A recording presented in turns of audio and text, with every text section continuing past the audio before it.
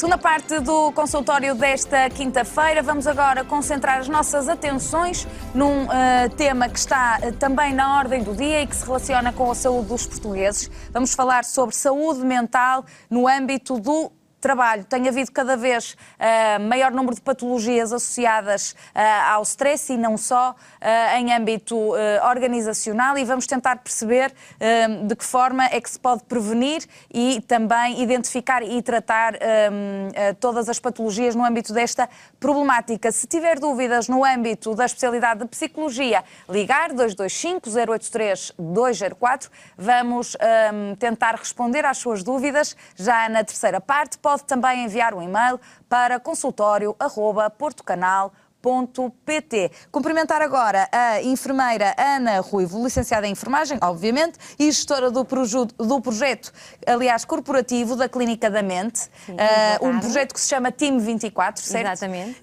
A Clínica da Mente que volta e meia os seus colegas cá nos visitam. É verdade. Portanto, muito ligada à psicologia, à psicoterapia, não é? E à saúde mental. E à saúde mental. Muito bem. Indesejavelmente, não é? Porque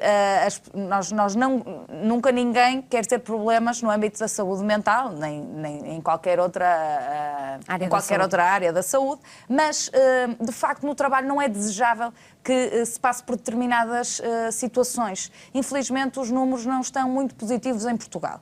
De que é que as pessoas mais se queixam? E quando falamos em saúde mental no trabalho, estamos a falar exatamente de quê? Bem, são duas questões distintas. Falando dos números, atualmente os estudos mais recentes apontam para que 1 em cada 4 portugueses tem um problema psicológico associado, seja ele uma depressão, uma ansiedade ou outro tipo de perturbação emocional. E infelizmente estes números têm vindo a aumentar e 1/3 destas pessoas não têm qualquer tipo de tratamento. Portanto, uma vez que o Sistema Nacional de Saúde e mesmo as pessoas não procuram ajuda psicológica muito associada ao estigma que há, infelizmente, relativamente à saúde mental, que ainda há, infelizmente, é um tabu, mas tem que o deixar de ser, e é uma das missões da Clínica da Mente, efetivamente, é quebrar este estigma da saúde mental. E nós aqui também fazemos exatamente, a nossa parte, tem não é? feito, e muito bem, porque é mesmo muito importante, porque a saúde mental está associada à produtividade. Pessoas que não estão bem fisicamente, mas também psicologicamente, não estão motivadas, não estão satisfeitas e logo não são produtivas. E isto, falando no mercado empresarial, não é bom também para as empresas. Portanto, não é bom para a saúde das pessoas, nem é bom para as empresas. A verdade é que, ao contrário do que seria desejável também, talvez porque as pessoas de facto têm esta...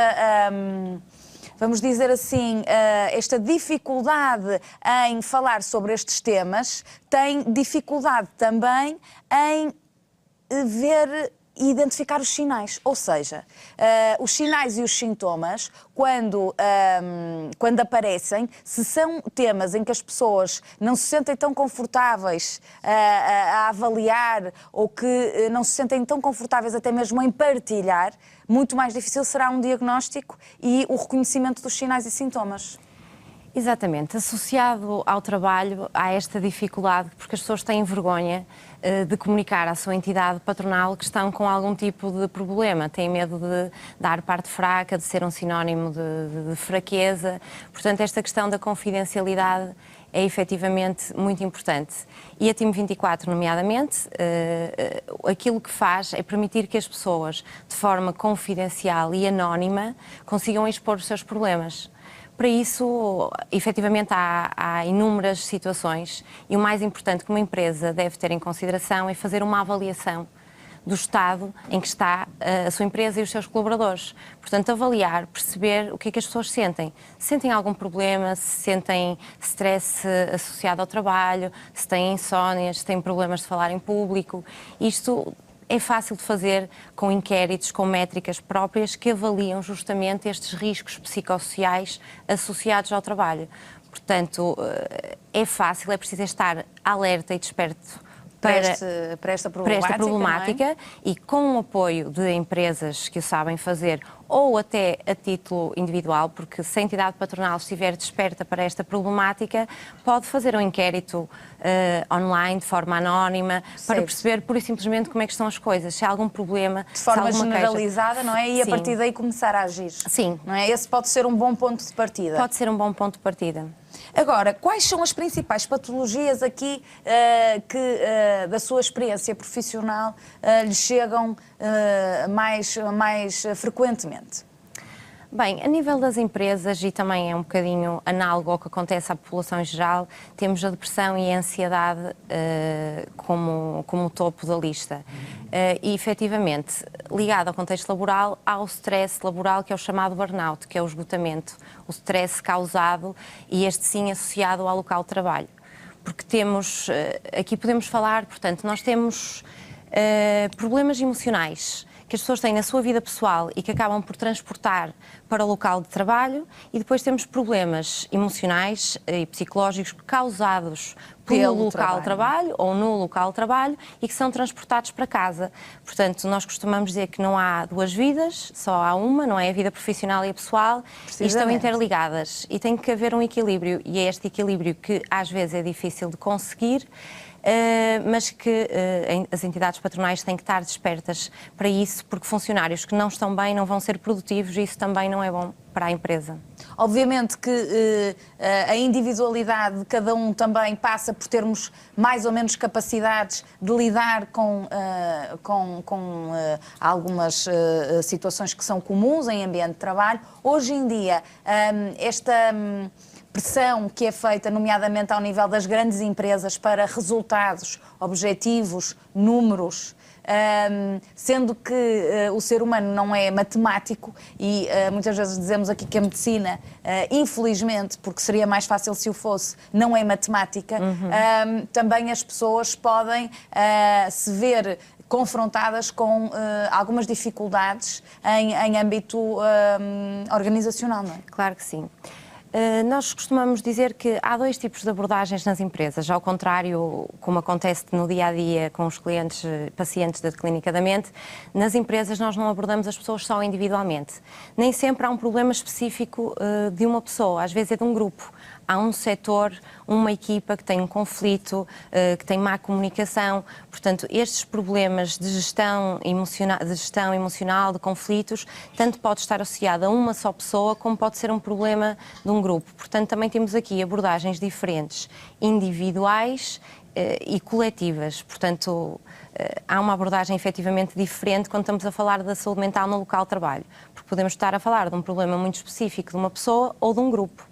Aliás, de resto, se a situação é provocada em ambiente de trabalho, podemos aqui depreender que a entidade patronal também tem alguma responsabilidade aqui nesse sentido, não é? Sim, sem dúvida. Nada a dizer quanto a isso. Obviamente que se o problema é do local de trabalho, que a entidade patronal tem a sua cota à parte.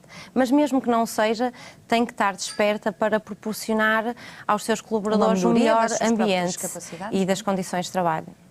Muito bem, portanto, quando recebe pessoas em contexto, porque reforço aqui a ideia de que a enfermeira Ana é precisamente enfermeira, não é? Portanto, o seu trabalho na Clínica da Mente neste âmbito é exatamente ajudar em que sentido? Bem, eu sou enfermeira, como disse muito bem, mas na Clínica da Mente estou como gestora de projeto. E o que é que isto significa? A Clínica da Mente tem uma missão de levar a saúde mental a todas as pessoas. E com a missão de levar a saúde mental às empresas, lançou-me este desafio, uma vez que também é uma área que sempre me suscitou interesse, a gestão de unidades de saúde, no qual também tenho formação, os indicadores de qualidade. Então lançou-me este desafio de desenvolver este plano corporativo, que é Time 24, no sentido de dar resposta às necessidades das empresas. Portanto, neste momento não estou ligada à prática clínica, não enquanto enfermeira na Time 24, mas sim como mentora do projeto. A parte clínica é feita pelos nossos psicólogos, tanto a nível clínico como os psicólogos organizacionais que dão apoio às empresas. Isto também importa recordar que dentro da psicologia existem várias áreas. Um curso o curso público, tanto quanto sei, os privados já não estou tão informada, mas o curso público de Psicologia está até uma certa fase. As disciplinas são generalizadas e depois ramifica-se a especialização. E uma delas é precisamente a Psicologia organizacional. Acha que, de facto, importa que sejam psicólogos organizacionais com esta formação específica a interagir neste âmbito, portanto, com os trabalhadores e também com os diretores e chefes de empresa? Sem dúvida alguma. Contudo, temos aqui duas etapas deste processo. Numa fase inicial, um psicólogo organizacional terá as competências para avaliar o clima organizacional, para avaliar os fatores, os riscos psicossociais que estão inerentes àquela empresa, àquele local de trabalho e identificar as necessidades e traçar um projeto. Se esta intervenção, como eu disse anteriormente, for algo mais coletivo, que estamos a falar em dinamizar, em fazer dinâmicas de grupo, formações, workshops, um psicólogo organizacional é a pessoa indicada que tem especialidade para interagir dentro das organizações e desta forma mais coletiva.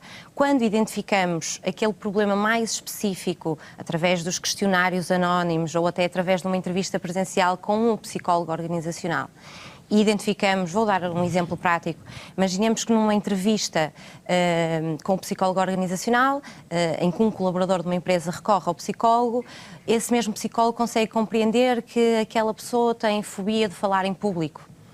Ora, isso é uma coisa muito específica. O psicólogo organizacional não terá as competências mais indicadas para intervir numa fobia. Portanto, vai haver um encaminhamento e aí, no caso, para o nosso corpo de psicólogos clínicos, que é especialista no tratamento de depressões, ansiedades, fobias. Muito bem. Portanto, ir ao cerne da questão. Exatamente. E tentar perceber porque é que aquela pessoa tem aquela fobia, não é? Que é o que fazemos, nomeadamente, com a psicoterapia, não é? Vamos tentar perceber qual a causa que está a gerar aquela fobia ou ansiedade e trabalhar essa causa, ressignificá-la, de modo a que a pessoa se torne uma pessoa autónoma com ferramentas para lidar com o seu dia-a-dia e no seu local de trabalho ter o seu exponencial máximo, que é esse o objetivo. Agora, falando do ponto de vista pessoal, o que é que uma pessoa, para que o público que nos vê em casa ou que nos possa estar a ver também possa ele próprio implementar uma ou duas ideias como prevenção, o que é que nós, enquanto trabalhadores em caráter individual, podemos, de facto, fazer diariamente para que a pressão e o stress não tomem conta de nós e da nossa própria sanidade mental? O que é que as pessoas podem fazer no dia-a-dia, na prática, para não se deixarem sobrecarregar? Bem, o conselho que nós costumamos dar, efetivamente, é as pessoas estabelecerem as suas metas e objetivos de uma forma razoável, não criarem expectativas demasiado elevadas, estabelecerem curtas metas, de modo a irem atingindo os objetivos sem sentir que estão a fracassar. Com pequenos passos acabam por conseguir cumprir. Mas, de um modo mais geral, o conselho para uma pessoa estar bem no seu local de trabalho é a comunicação. Uma comunicação aberta é peça fundamental para qualquer colaborador, para qualquer relação de equipa. Tanto a comunicação horizontal como vertical. O que é que eu quero dizer com isto? A comunicação entre colegas deverá ser fluida e aberta, mas também a comunicação com a chefia. Claro que isso nem sempre depende do colaborador, infelizmente, claro, mas também parte da atitude dele. Portanto, uma forma de nos prevenirmos e nos protegermos quando estamos mal, e mais uma vez falo do estigma da saúde mental, não temos que ter vergonha de dizer que estamos com verbalizar, verbalizar. Seja com um colega, começa por aí, ou com um superior hierárquico, ou com uma chefia intermédia. É importante que tenhamos esta abertura para diálogo e essa partilha de ideias, não é? Sim. A comunicação é muito importante, quer ao nível da produtividade, como por isso mesmo ao nível das relações. Uma equipa, e de facto, para uma organização, hoje em dia, depois de tanto estudo feito e de tanta evolução nestas áreas, é natural que se perceba e que as empresas saibam por A mais B, e até ao nível dos números, que é isso que no final do dia interessa, não é? E que conta. Obviamente que há mais produtividade e as funções são melhor executadas, mais depressa e melhor executadas, com mais qualidade, se as pessoas estiverem bem, não é? Isto claro que sim. Acho que muito lógico, não é? Sim, sem dúvida, e já há imensos estudos que suportam isso. Recentemente a OMS coordenou um estudo e eu gostava de referir este valor para alertar se algum gestor de empresa nos estiver a ver. A OMS coordenou um estudo que diz que por cada euro investido na saúde mental dos colaboradores há um retorno de 4. Portanto, por mais que os chefes pensem que investir na saúde mental é algo ainda muito idílico, pouco palpável, mensurável, efetivamente os estudos comprovam que há um retorno do investimento efetivo e que há um aumento da produtividade e que há uma diminuição do absentismo e também da rotatividade. Portanto, equipas motivadas, satisfeitas, felizes e bem psicologicamente, com saúde mental, são equipas que produzem mais e que querem ficar no local de trabalho, porque este problema da retenção também é um tema recorrente no mundo das empresas. Exatamente, portanto, aquele caráter rotativo das pessoas não aguentarem muito tempo no mesmo local de trabalho. Local. Há empresas que se preocupam em perceber, de facto, que se as pessoas, que não é bom que as pessoas rodem muito ou que estejam pouco tempo em cada função. Porque passámos agora por uma época de crise, não é?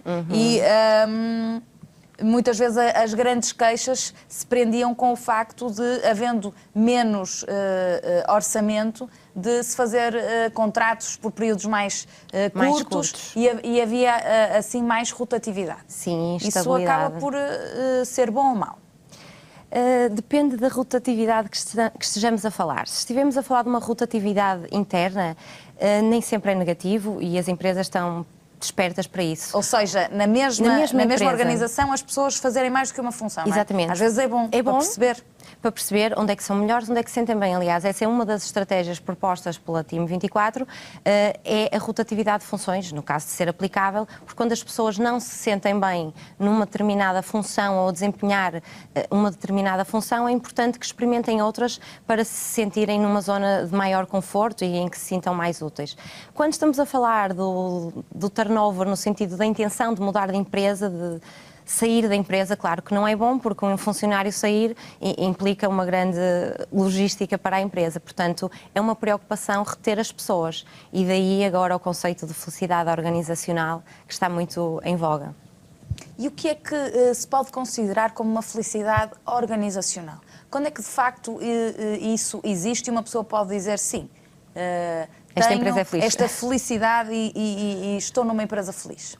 Bem, a felicidade organizacional é um conceito muito recente, mas que tem sido cada vez mais falado e até estudado e que abrange uma série de fatores. Portanto, estamos a falar de tudo aquilo que faz com que as pessoas se sintam bem na empresa. Estamos a falar, mais uma vez, de comunicação entre colegas, comunicação com a chefia, de benefícios extrasalariais, se tenho carro, se tenho passe social, se tenho café e chá à disposição, se o sítio onde eu trabalho é muito bonito, com boas condições, paredes cor-de-rosa, se gostarem, ou, portanto, se é um local de trabalho onde as pessoas se sentem bem, com bom ambiente. Portanto, todos esses fatores e também, como não podemos esquecer, a saúde mental e a saúde física. São fatores que, se estiverem todos alinhados, as pessoas vão se sentir bem, vão se sentir satisfeitas e não vão querer sair do local de trabalho.